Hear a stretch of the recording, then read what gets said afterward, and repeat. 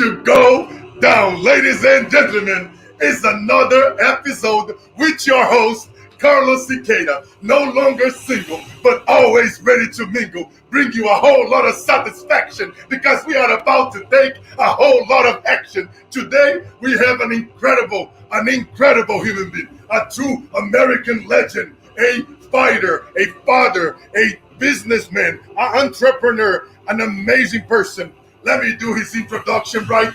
Mr. AKA Shamrock is the founder and CEO of Frank Shamrock Inc. His process of asset development and management has advised on over $4 billion in several industries. Frank believes in helping people achieve personal greatness and financial freedom. Nickname AKA the legend, Frank is undefeated UFC champion of the world and a sports pioneer, credited with pushing cage fighting to the network television. Yeah, baby. As a sport broadcaster, his knowledge and expertise is shared with millions. But his life story is the script to Hollywood films. Top companies like Google, UFC, Zico, Spanx, US Army, Showtime, and Nemi have benefited from Shamrock's process. Frank is media powerhouse, producing live feature films. One about his life title, Bound by Blood. Ladies and gentlemen, are you ready to get rumble? To your left corner, Carlos, the fat Brazilian Wolverine. To the left corner, Mr. Frank Shamrock. Bam, bam, bam. Now, you tell me, has anybody ever introduced you this way, my brother? No, that was the greatest introduction that I've ever had since Jimmy Lennon Jr. Called me in the ring. That's the best. My brother, boss, my friend, so great to have you on the show, my brother. This has been long due. You know, I was interviewing Sean Kane the other day from the Karate Kid, the actor, and I had my karate outfit. So I was like, what am I going to have? I said, what am I going to have, when Frank shows up? I was like, okay, I got it. The Brazilian Wolverine, the center. Brother Frank, man, such an honor to have you here, brother. I remember watching you and your family, as a kid in Brazil growing up. A lot of kids in Brazil in the streets, as you know, in Brazil, we fight for food. I started that I don't talk about it too often. When I was a kid, because I was hungry, I came from the hood, the Japanese in my state, they would buy me a large pizza and a large 2-liter soda, and they would talk me sumo, and that was my payment. Because I was a big boy, so I grew up, watching you guys, man, and Pride and, oh my God, UFC and all the amazing leagues, my friend. So it's such an honor to have you here. A lot of friends in that industry and all the accomplishments. And today I want to just celebrate you over here on our show, and then we have a great time. And ladies and gentlemen, I want to start the show today, Frank, with a game. And it's like a 1-minute game. I'm going to throw a word at you, and then you're going to say the meaning. What does that word mean to you? So let's start with, you and I have something really cool in common, where you and I have one daughter, and mine's 9. I think yours is like about 11, 12. Oh, she's going to be 13 in a couple of weeks. Brother, we are getting old, family. So here's my first word that I'm going to throw at you, and you're going to tell us the meaning of each word within a minute or less, and then we go on to the interview, something new that I'm starting here. So, Frank, the father. Father? Best job ever. Death. Inevitable. F off.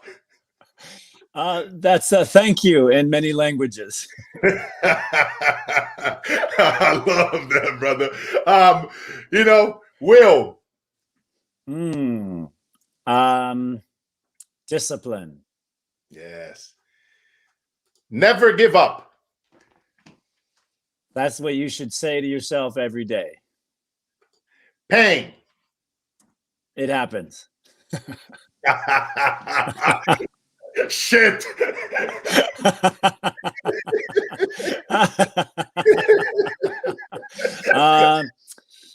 It's every day.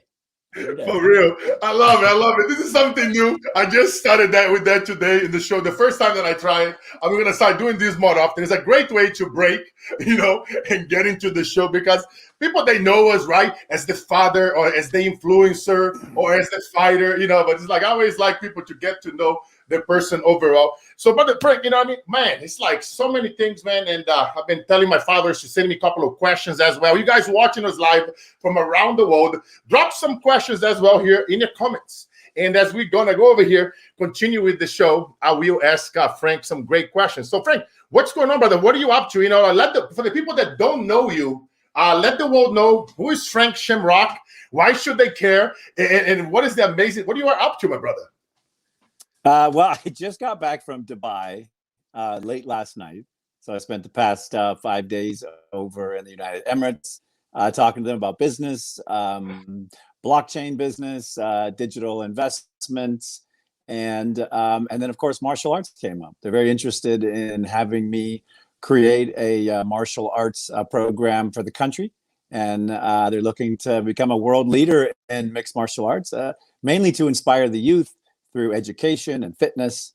And, that's right up my alley. As I told the Sheikh's family, I was like, my claim to fame is convincing America that cage fighting was a good idea. And, it's not the best idea, but martial arts training is a great idea. Like, it is absolutely how you develop. Yeah, let's see. I lost you for a second. Can you hear me, Frank? Yeah. Sorry, I got FaceTime. I got to turn all this stuff off here. No, it's all good, brother. That's awesome. And I love that. I'm heavily involved. I'm heavily involved in the blockchain for years myself. So I love that you are in that industry because you have a voice. I mean, you've been in this game for so long, and it's going to benefit because those kids, they need it. And as you know, blockchain and mental toughness and teaching people, psychology and blockchain technology, we can evolve and make poverty so much faster. People, they don't realize nowadays there's so many ways to make money on the blockchain that we can advance and make poverty history, which is one of my missions in life, way faster. And and you have the backing and the receipts to walk to, right? They cannot question this brother here. Pretty much every single magazine in the planet, the sheikhs out there, they can never question that, and that's, hey, Frank, let's talk about the beginning, like the beginning of your career, because you did something incredible, for the fighting industry, which was, you pretty much bordered that to the network television. You're one of the pioneers in that game. And how did you come up with the idea? You're like, we fight and now we just need the whole world to see this. Let's go back. Let's go back to the grind, right? How difficult was it, that transition from the grind into becoming the brand, Shamrock? Well, it wasn't a hard one because, this is what I tell everybody who's starting a business. You really got to believe in your brand, and you got to understand what your story and what your mission is. And when I came into the sport, I wanted to provide for my family. I wanted to have a better life. The sport was brand new, so I saw lots of opportunity, but the barriers were, we didn't have national distribution. We couldn't be on the television networks. So, one of my first jobs, I was actually hired to do it, was to go around, talk to all the cable companies and to explain, that we weren't what was being advertised, that we were martial arts, that we were not, cage fighting. I think back then we were called human cockfighting. So we had a lot to overcome to get to what the sport is today. And once I saw the sport and I saw both its impact on communities and individuals, and then also, how much people loved watching it on television, I fell in love with it. And then, I was a kid from the streets, man. Like I fought my way all the way to becoming a champion. And it was the process of training in martial arts. It was the discipline and the honor and the respect. And then the community that I built that helped me. That's why I have so many fans. It was millions of people that helped me and cheered me on and believed in my vision. And, back to business. If you understand your mission, if you have a great purpose, if you have passion, you're always going to stand up and deliver. And all I did was stand up, tell my story, and people looked at it and went, "Man, it's a great story. This is a great looking sport, and we'll give it a chance." Yes. No, man, that's awesome, brother. I was in telecommunications for a very long time, and I know how difficult it was, to the transition, even to convince them. Because as you remember in the beginning, in the 90s and the early 2000s, it was a battle. Many states, oh no, we cannot allow this in. To this day, right? We wanted to get UFC on the Olympics. I still think one day, who knows? And because I remember that, man, it was like it literally gave the industry. I remember when UFC was like near bankruptcy, and I think it has so much to do with the legwork that you were doing from the early days. It's like so many people out there, like they think like they see a Frank Shamrock, the legend, with celebrities and out there in the magazines, kicking some ass or fighting and going for that grind. But it's like, hey, hold up, guys. It's like that's 20, 30 years behind closed doors, the tears, the grind, the shit. But that's when nobody's watching. Is between you and God, right? It's us and God. What are we doing? How much are you putting in? It's something that I talk all the time, Frank. What is the sacrifice? How much? What are you willing to give up to get to what you want to become? Like, when I was a little boy, right? Fuck, man, Brazil was chaos. Father died in a car explosion. Stepfather was murdered. I was tortured and abused as a kid. But, I said, you know what? Enough is enough. I'll become so good at what I do that I will leave the hood. I'll become somebody, and I will come back for those kids. I'll become an influencer. I will help influencers, and I will never quit. And it's that similar, that fight mentality, brother, that we learned on the streets. And I wanted to tell us something, Frank. Tell us about one of the most difficult times in your life, brother, and how did you overcome that moment, my friend? Because I think right now there's a lot of people going through something difficult, and it will serve a lot of the audience out there listening to us right now. Sure. Yeah. Well, the most difficult time in my life was when I was a child, because unbeknownst to me, I grew up in a home of abuse and I was neglected. And, we grew up on welfare. Like I was a kid of the streets. And it was only through crime, which took me out of my home, that I learned a different way. Originally that crime took me to prison, took me to jail, took me to all these institutions, but it also took me out of my home. And then I began a different journey. I began hanging out with different people. I began learning different things. And in the beginning, I learned all the bad stuff, how to be a better criminal and how to get in more trouble. But when I finally ended up in prison, I realized I had made all these decisions that brought me here. And so that was probably the toughest time in my life. I had a young son. I was locked up. I wasn't getting out. I had no education. I had no future. And all my friends that I hung out with on the streets, they were all in prison with me. And so I knew I had to make a change. I had to change my mind. I had to change what I was doing. And that's when I really started to educate myself. And I started to build my body, my mind, and my spirit. And the sport didn't even exist yet. This was pre-UFC. This was pre-sport. But I was a fan of martial arts. And I always wanted to be a champion. I always saw the boxing champions and how they took the stage and they, presented and they delivered their message. And so even though this sport didn't exist, and that's what I tell a lot of young entrepreneurs, it may not exist yet. But if you keep putting yourself out there, if you keep believing, if you keep pushing, your desire will meet with technology or moment or need. And for me, it was mixed martial arts came along. So when I got out of prison, I went right into mixed martial arts. I only spent 2 days out. And then the next 16 years I spent in the gym, every day training, every day studying, and every day teaching. And that's what really helped develop, me as a person. I was a great fighter. I was a great athlete. But I was a phenomenal teacher because I cared so much about what the subject was. And it was doing so much for me that I learned to share that with others.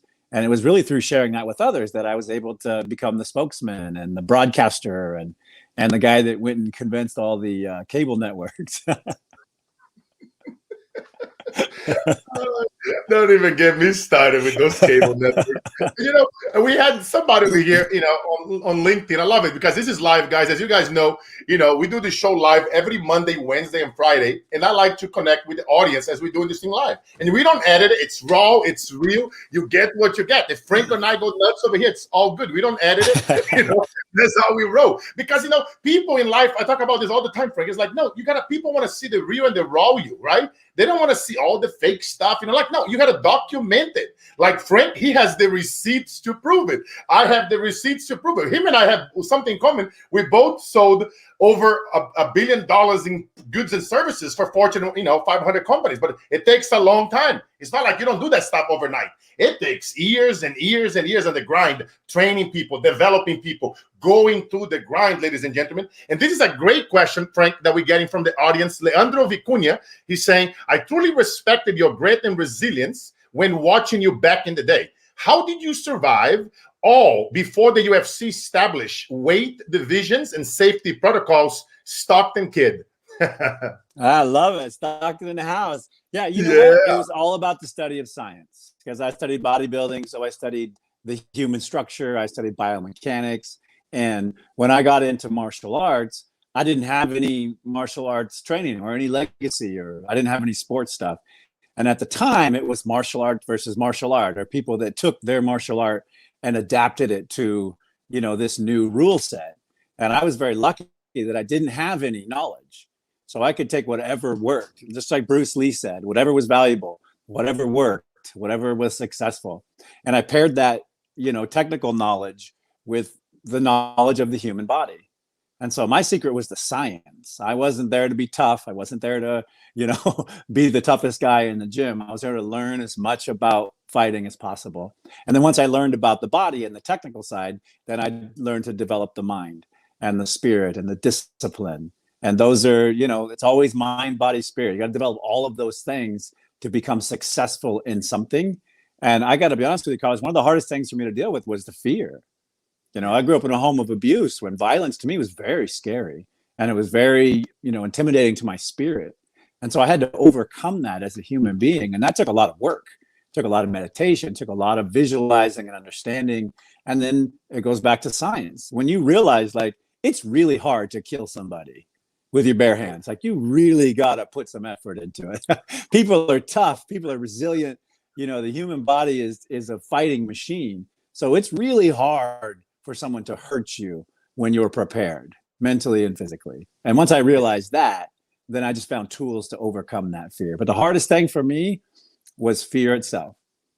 Wow. And you know, speaking of that, it's so funny that you talk about that, because something that I've been preaching so much lately is removing your emotions from all outcomes, especially in the financial space, which you and I are heavily involved in, the financial and blockchain industry.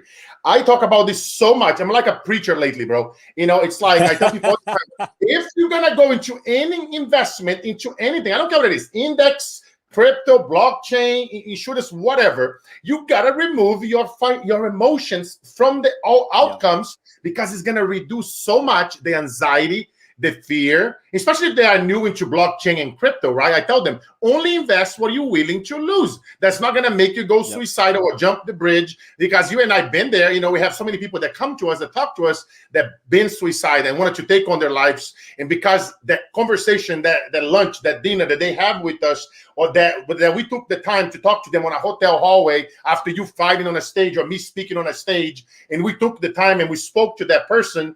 And then we receive, whether it's a text or a letter or an email or a blog, you know, where they write and say, hey, thank you for taking the time and speaking life into me when nobody was there. You know, and it's so funny, because it's something, guys, I really hope that if you guys can take one thing from this, is to remove your emotions from all outcome. Like, have the fighting spirit that Frank is talking about over here. Like, you know, don't give up. Like, you know what I mean? Like, go within every situation with no outcome. No outcome whatsoever. Like when I first met Frank, I had no outcome whatsoever to ever have him on the show. You know, my only outcome was like getting to know him. How can I add value to you? And I say, hey, I love you. We became friends. But it's like, always be a person of value, have no outcome whatsoever. And you never know how many doors will open for you, for your brand, for you to do so many things. And that's one thing that people, they let those emotions, you know, get into their life. And Frank, you know, you're talking about also something else here, brother, that, you know, that death, right? It takes a long time to try to kill. Is this over here one of your, this is you right here, right? Yeah. No, so that's Igor Zinoviev's. You are a beast. You're like a monster, man. It took that human being like something. I almost killed him, actually. And that was pure technique. Like I studied his martial arts style. He was, you know, he was the me of Russia. Like, he was undefeated. He was a champion.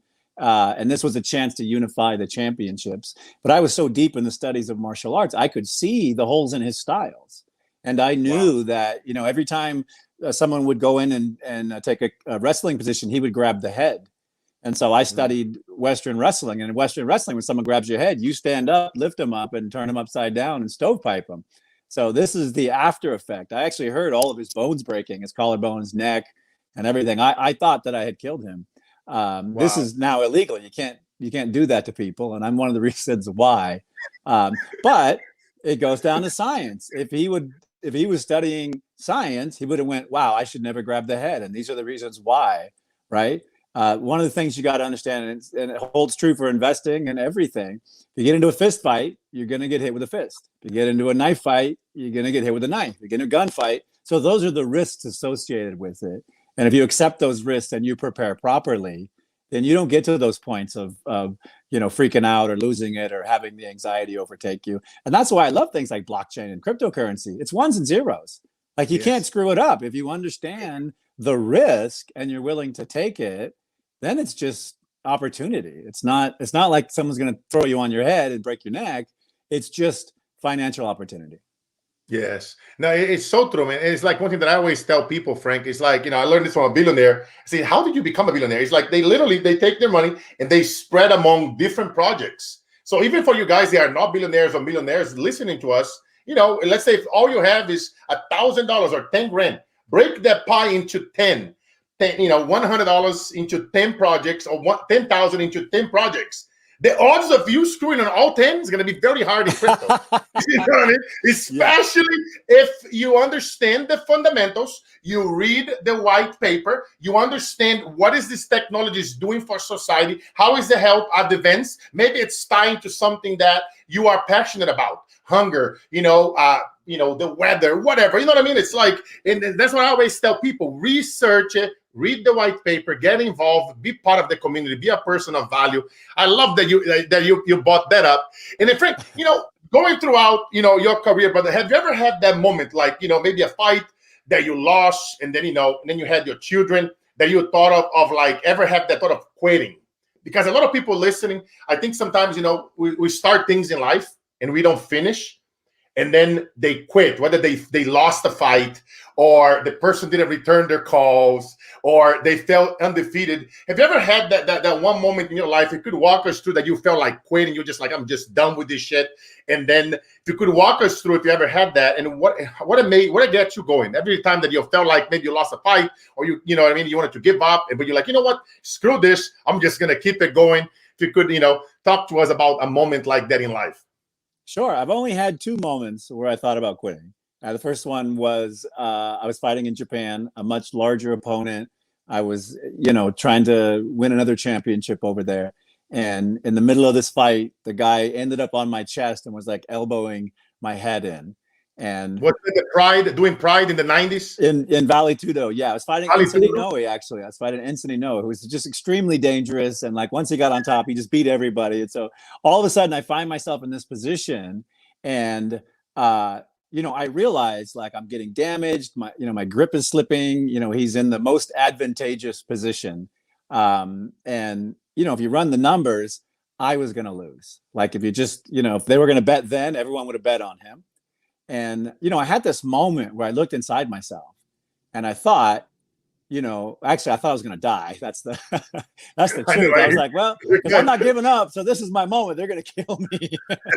I looked inside and I was like, but wait a minute, I have done so much and I have come through so much and I have put so much in here and I believe so much.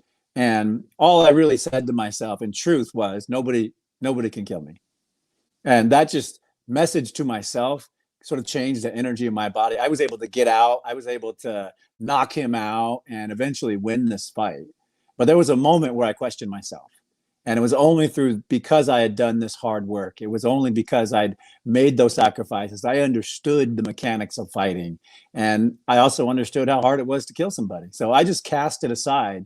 But it was a mental thing. It was a mindset. I went, no, I'm going to do this instead. And I got back up.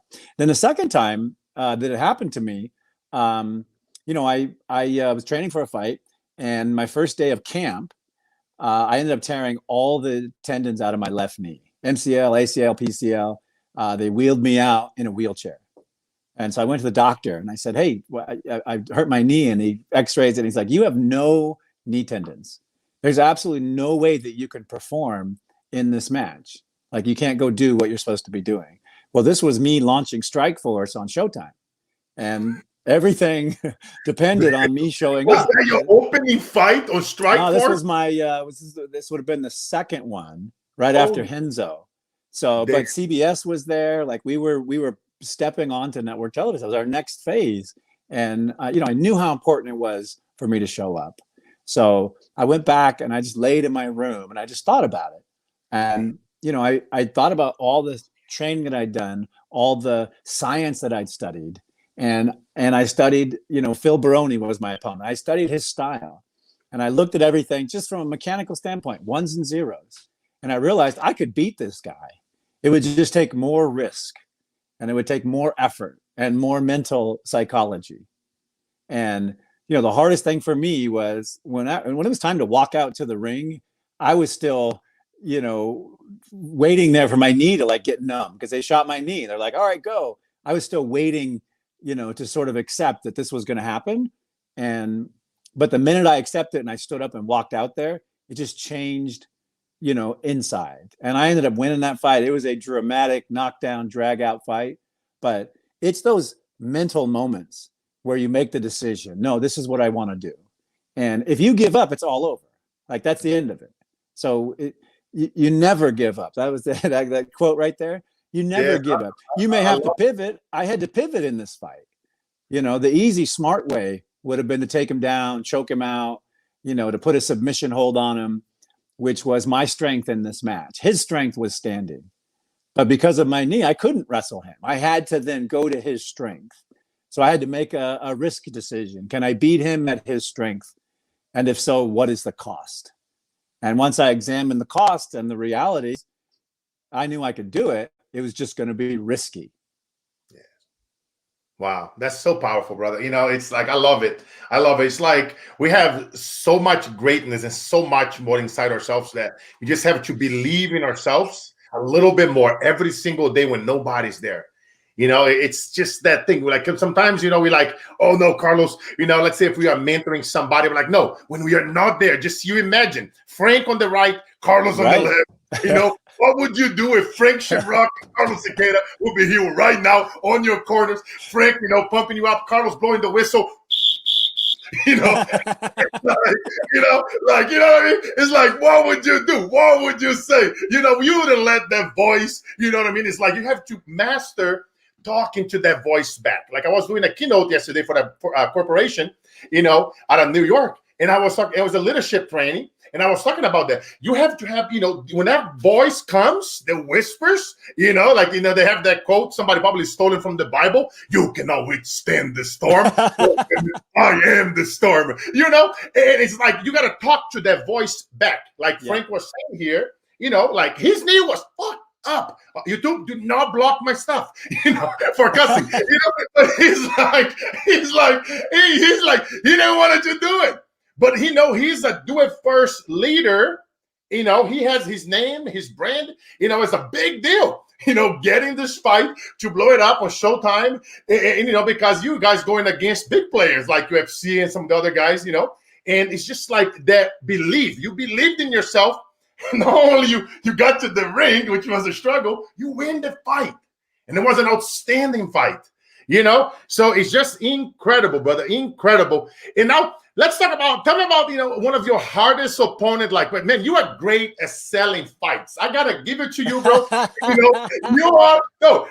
thought about my great salesperson. I used to sell bread on the streets, as a kid. Yeah. I can sell anything in different languages, but brother, you can sell a fight. And if you can sell a fight, you can sell anything. And you are an incredible consultant as well. You know what I mean? You have the receipts to prove it, that over $4 billion for many corporations out there. And I love that so much about you, a well-rounded, badass. And man, like this one fight over here, man, you and Tito Ortiz, I remember this shit. And then you and Kang Lee, you were talking so much shit.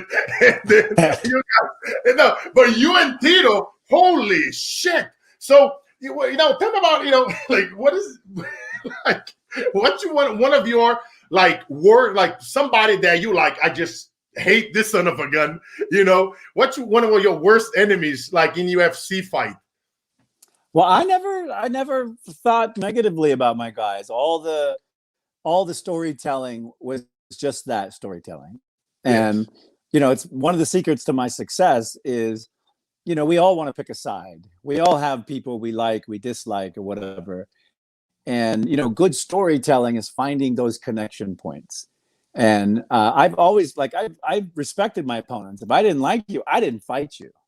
Because to me, Yes. it was honor and respect. Like, I was going to go in and give you my life, take it if you can. Like, that's what I learned when I fought Enson Inoue, is when you're ready to accept defeat and death and the risk, and you're all in, then that other stuff doesn't matter. Then you move to the next level, right? So when I fought, I chose people, and I was like, I'm going to fight him because of these reasons. And then I also chose people because the story was right. With Tito, the story was he's the young buck. He's the new bad boy. He's the new, the new generation of athlete. And because he had great, beef with my family, it was just this perfect story. And my job as a marketer, as a businessman, is to find the meat to that story, make it very simple, and then get everybody involved. So it was always about, good guy versus bad guy, East versus West, old versus new. And those are the ideas that we all cling to and follow and support. And so, for me, the performance was always twofold. It was, how do we tell the story so all the people watch? And then when they watch, how do I perform at such a level that it's unforgettable? And that's what I tell everybody in business. Like, your story should be so good that when people walk away, the call to action is clear. Like, oh, I need to do this because that's the next thing. Like, that's what I'm supposed to be doing. So that's where good storytelling comes in. If you watch my promotions, you're forced to pick a side. You're forced to choose an idea. You're driven to this decision making before you even know it. And then when you see the performance, you go, oh, I won or I lost. And you're a part of the experience. That's what good business, and that's what good business marketing is. For real, man. I remember I was there in San Jose, man, when you fought Kung Lee, and what a great fight, man. You two had it. And everybody, you sold that shit so good. People were like, oh, no, he's a racist. I'm like, no, Frank is not a racist. He loves people. He's selling the fight, man. I remember everybody was divided because in San Jose is heavy, Everybody.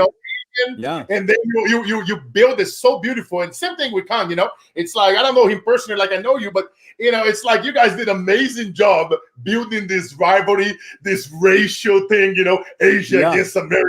It was just, no, it's so funny you say that right now about you, the way how you and Tito, and it's so true how you build that story, how you guys created, because now you got people to talk about it. Because you guys have spoken to those silent Q&As. You guys went there.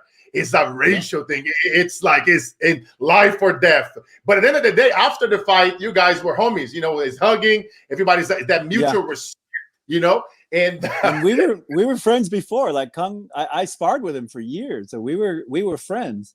But, to gain that level of confidence behind your product and your beliefs, it takes a lot of practice, a lot of reps, a lot of pitches, a lot of storytelling, to where you can get in front of the media and tell these stories, right? To tell, to twine all this stuff together.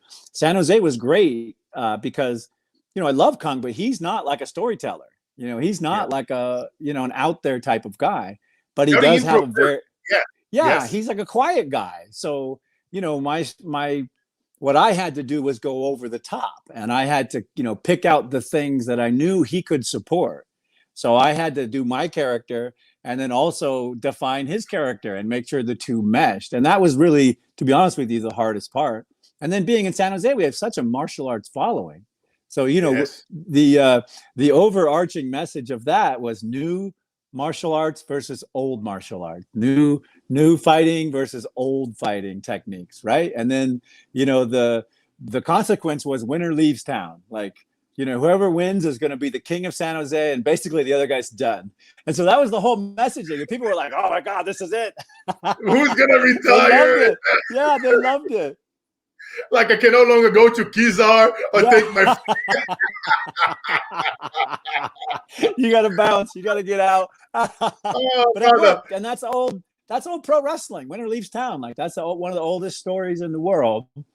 From back in the day when the new guy'd come in and wrestle, and the old dog would risk it all, to hold on to the town. Like that's, very simple storytelling that anybody can get behind.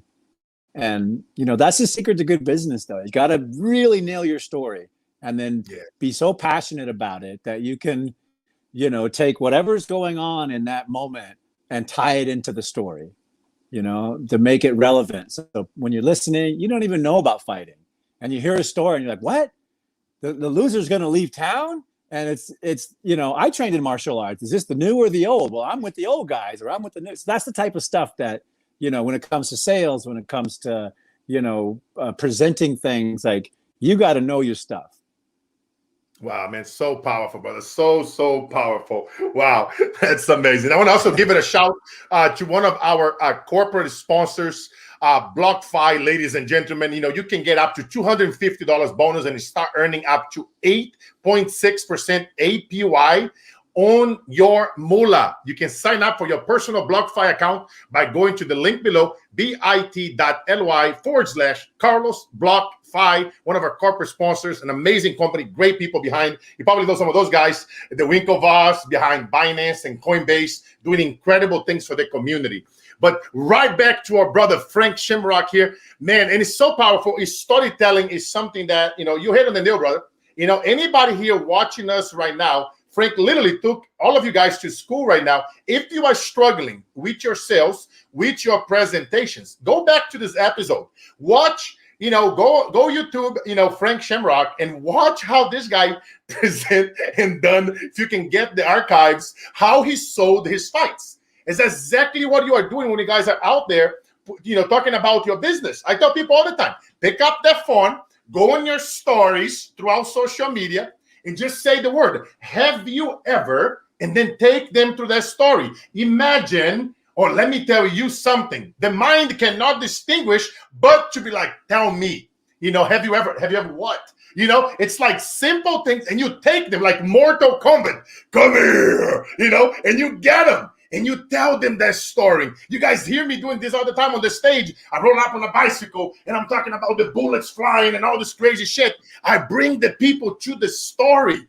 And then I go into teaching, whether it's business or finances, all that stuff. This is exactly what Frank does. It's literally what he's talking about here, guys. Storytelling. And talking about storytelling, Frank, and talking about business, if you could give an advice, brother, to your daughter, to your beautiful daughter, what would you tell her the best advice ever for her to be super successful in business? The top 3 advice that you give her, my brother, that she could carry on the Shamrock legacy. What would be the top 3 things that somebody, no matter what, they must to focus on in business to be extremely successful, my friend? You already told us one, which is storytelling. Sure. I'll want you to tell us 2 more, because it serve a lot of people here. Yes, storytelling or define yourself. For business, we call it, define your brand, like know your shit. Otherwise, you're gonna always mess up, right?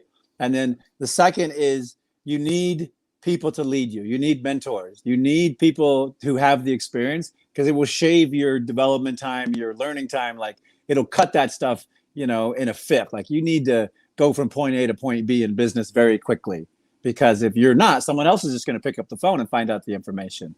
So I've been very successful because I have mentors. My daughter wants to be a singer. I'm going to hook her up with the baddest singer I can find. And that's how she'll get from point A to point B so much quicker. So define, mentorship, and then honestly, it's all about discipline, the discipline of business. Every day I'm with my network. I'm calling my friends. I'm having this community. I'm having these conversations. When I don't know something, I'm reaching up and I'm getting that mentorship. And I'm just constantly driving forward. To be an entrepreneur, you have to be tenacious. You have to be on it every single day. And even when you become successful, you have to be on it every single day, because then you're going to want to serve your community. Then you're going to want to fill your network. Then you're going to want to share your knowledge. So it becomes a passion thing. When you define your brand or what you're doing, you're going to find your passion. Because if you're like, oh, I want to be a car salesman, and that's not your passion, you're not going to be that good at it. But when you sit down and you go, what do I really want to be? What's my story? You're going to find that passion in that very first action. And that passion will lead you to number 2. And that passion will lead you to number 3. And number 3 is the hardest. I had a 16-year career. When I retired, I was like, oh, this is it. I get to relax. My coach always told me, becoming a champion is not the hardest thing. Staying a champion is the hardest thing. Because now everybody's looking at you. They have your tape. They know what you do. They're watching you. They're studying you. So same thing in business. You can make a lot of money if you don't keep discipline on it by investing, by understanding, by learning, by networking. That money will just slowly, erode away. Yes. So beautiful say, brother. So beautifully said. I mean, it's like anybody listening to us, major, amazing principles to pass it on to our kids, to carry on the legacy that you guys are doing now. Whether you are carrying one or you want to start a new one right now, this is straight up. It's like so hard, right? I tell people it's not hard to make money. The hardest part, like you hit on the nail, is to remain successful. Remain and keep the money. For real. And keep the money, right? Everybody, all your friends, everybody, they go after, you know what I mean? Hey, can you do this? It's so true, brother. It's so true. Ladies and gentlemen, it's the hardest thing is to remain successful. You got to remain humble and never forget what you come from. Like my grandma's best advice ever, always treat every single person like you would treat your grandma. My brother Frank, man, such an honor to have you here. And the last round over here of question for you, my brother, is a powerful question that I like to ask all my guests. And is your eulogy, and it's 100 years from now, you're still a young brother, and you're 150. And, we are all there. I'm a few years younger than you, and I'm over there smoking a cigar, drinking some scotch, and I'm listening to some AC/DC, and we are there. I'm letting nobody crack as I'm blowing the whistle, drinking the Brazilian flags, I'll be like, and they're going to read your eulogy, my friend.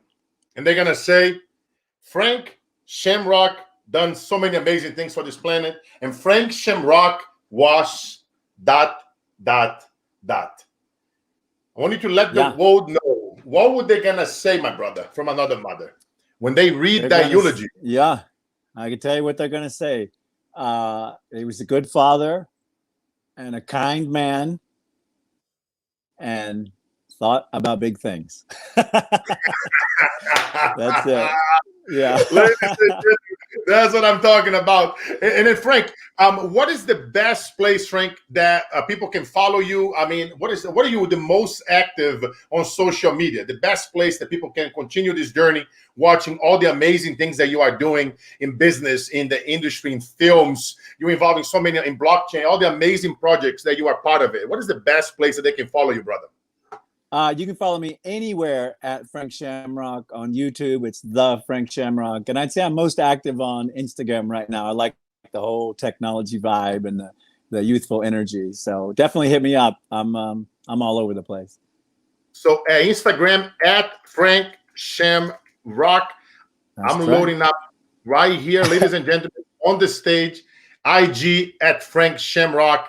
And that's awesome, brother. That's awesome, my friend. Such an honor, brother, to have you here on the show. Long due. I'm looking forward. I bet you the audience is going to be like, yep, we need Frank again. In a couple of months, I'd love to do another one with you. And then we go over what you've been up to. And then I know that you are in films. I'm in films as well, myself in LA. Definitely, I'm looking for next time I'm in town, we go grab a drink, my brother. And always is a great time, have a drink or eat, having lunch or dinner. And great show, brother. You give it a big hug on your daughter and family for me, my brother. And ladies and gentlemen, there you guys have her, the legend, the champion, Mr. Frank Shamrock. Another amazing episode of the Carlos Siqueira Show. And as I always say, beautiful people, life is about the mission, never the commission. And the days that break you are the days that make you. God bless you guys. We are here every Monday, every Wednesday, and every Friday at 5 p.m. Hit the like button, subscribe, turn on that bell, share with your mother and your father and your mama, and let's go. Because every time we will take it to another level. I love you guys. Have an outstanding day. Ha ha!